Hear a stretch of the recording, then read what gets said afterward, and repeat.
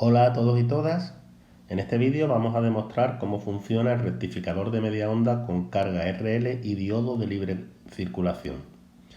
Bien, en el anterior vídeo veíamos el rectificador de media onda con carga RL debido a que la carga que nosotros solemos conectar en un rectificador suele tener una componente inductiva y veíamos que esa componente inductiva producía un pico negativo que no era deseable en la señal rectificada. Entonces, para paliar esta situación, pues lo que hacíamos era lo que vamos a hacer es colocar este diodo de aquí, que se le conoce como diodo de libre circulación, para obligar a la corriente que se quedaba en la bobina a que retorne por esta vía de aquí. Bueno, pues la clave para entender este circuito es en qué momento están conduciendo cada diodo, ¿vale? Bueno, pues si nosotros analizamos la primera malla por leyes de Kirchhoff, imaginaros cuando la señal de entrada está en el semiciclo positivo, nos estamos dando cuenta que aquí estamos en el semiciclo positivo, nos estamos dando cuenta que la corriente va en esta dirección, en la malla, ¿vale? Entonces, si va en esta dirección, evidentemente, en este diodo la tensión va a caer así y en este otro va a caer una tensión así. Entonces el diodo 1 evidentemente va a estar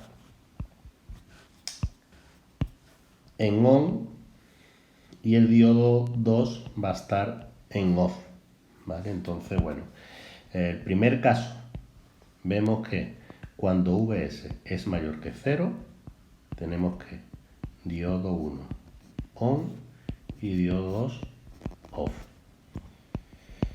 Vamos a analizar el segundo caso.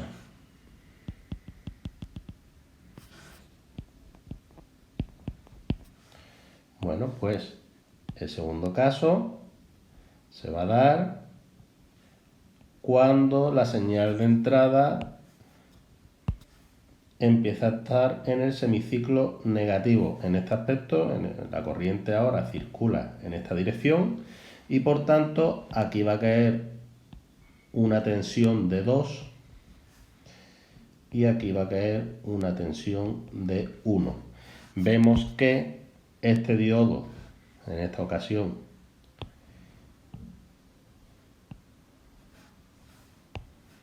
va a estar en on, el diodo 2 en on, y el diodo 1 va a estar en off. ¿De acuerdo? Pues entonces vamos a registrar aquí nuestro segundo caso, que va a ser cuando la fuente es menor que 0, el diodo 1 va a estar en off y el diodo 2 va a estar en on. De esta forma observamos que por la ley de Kirchhoff los diodos nunca van a conducir al mismo tiempo ni van a estar en corte al mismo tiempo, van a estar en conducción y en corte de forma alterna. Bueno, pues vamos a analizar cada uno de los dos casos por separado. En el primero de ellos decíamos que el diodo 1 está en on y el diodo 2 está en off. Pues bien, diodo 1 en on, vamos a suponer que es un diodo ideal y tenemos que es un cortocircuito. Diodo 2 es un circuito abierto, por lo que la corriente de ese circuito, de esa rama, va a ser 0. Entonces, no podemos quitar esta rama de aquí porque no aporta nada, ¿verdad? Así pues nos quedamos con este circuito y este circuito es exactamente el mismo que estudiamos para el rectificador de media onda. Es decir, que desde el ángulo 0 hasta el ángulo pi se va a dar este circuito. Recordemos las curvas que se daban en este circuito, aquí las tenemos.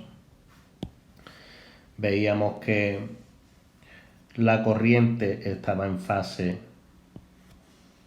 con la tensión de la resistencia, ¿verdad? Veíamos los picos, veíamos que la tensión de la bobina estaba adelantada a 90 grados respecto a la corriente y que la señal de entrada pues estaba adelantada de la corriente un cierto ángulo teta, ¿vale?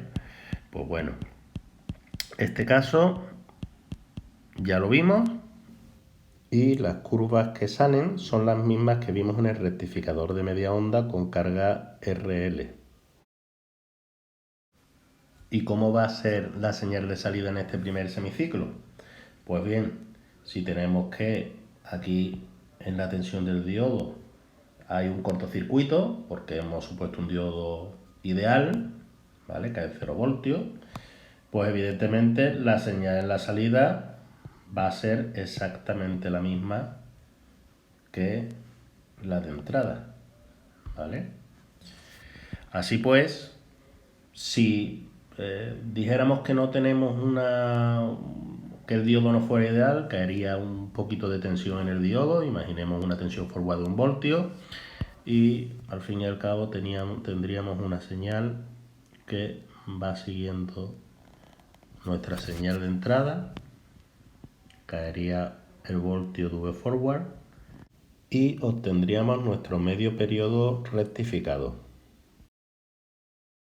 Bien, pues pasemos a razonar el segundo caso.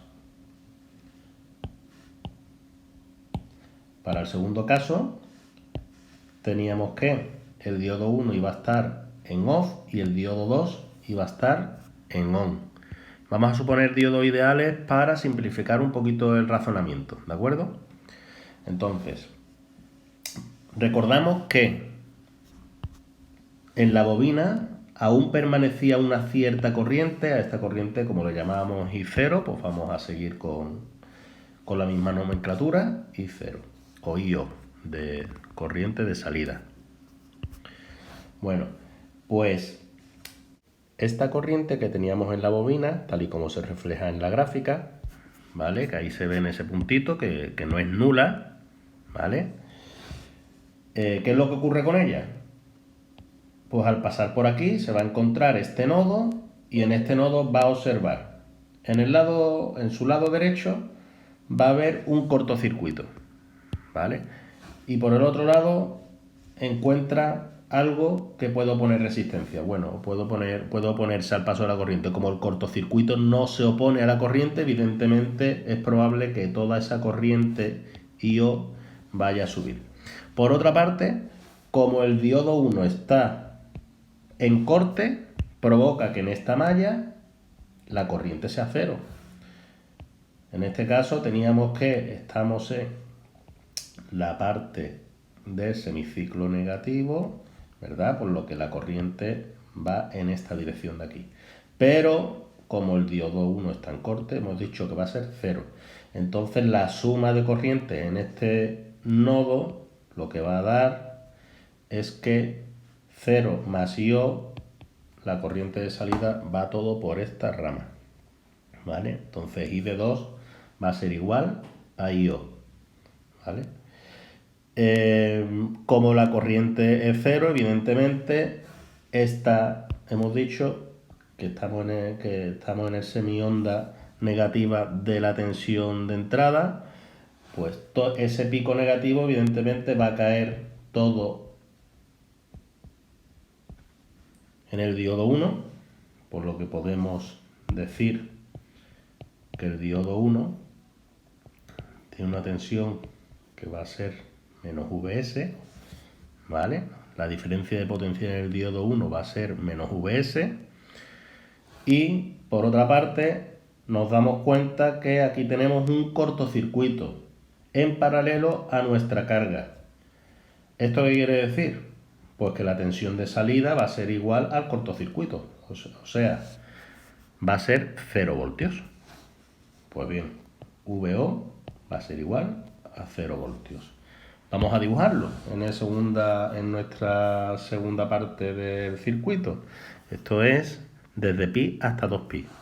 Teníamos que la señal verde era nuestra señal de salida, ¿vale?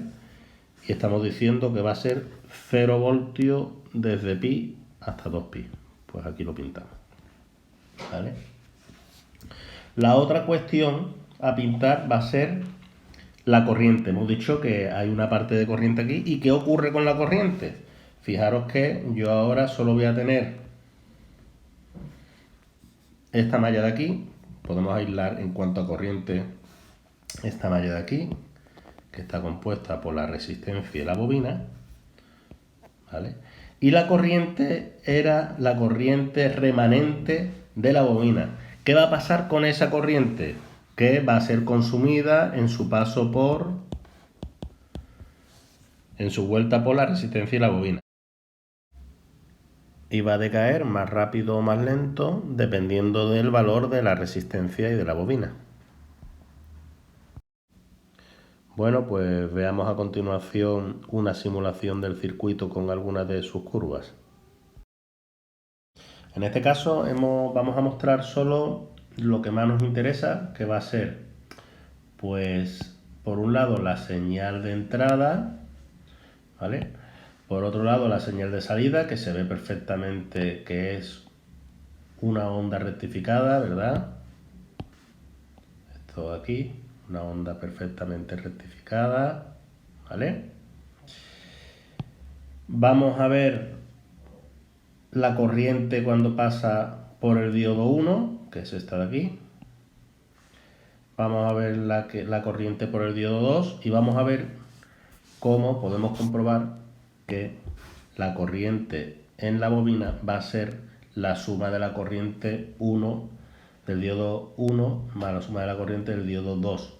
Es decir, en un primer lugar, desde 0 hasta pi, la corriente está producida por ese desfase que hay en la bobina y justo después empieza a conducir el diodo 2 y vemos cómo este subcircuito de aquí se queda aislado y esa corriente vuelve a resistencia y bobina y se va consumiendo progresivamente en función de los valores de resistencia y de bobina. Si yo sumo ambas, pues obtengo la corriente de mi bobina. Aquí hemos mostrado de 0 a pi el circuito equivalente del caso 1 y de pi a 2pi el circuito equivalente del caso 2. Bueno, pues aquí acaba el vídeo, nos vemos en el próximo.